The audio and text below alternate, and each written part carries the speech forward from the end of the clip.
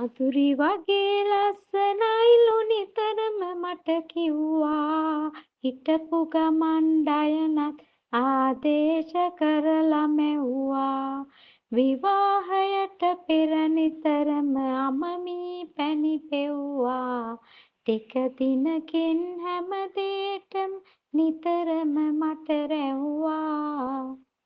ඇඳුම ඇඳන් යන්න ඕනේ කැමති තාලෙ සැමියාගේ කෑම්බීම් ඉඳුම් හිටුම් සියලු වැරදි නමට මගේ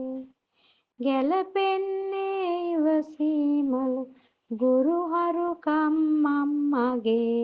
ජීවිතයම බිඳ වැටෙනවා සැඩ සුළඟක් ආවා වගේ දුක් දුම්නස් කඳුළු මැදින් ගෙවනා මේ ජීවිතේ අරුතක් ලැබුමට නම් බැඳීම් එපා හිතුමතේ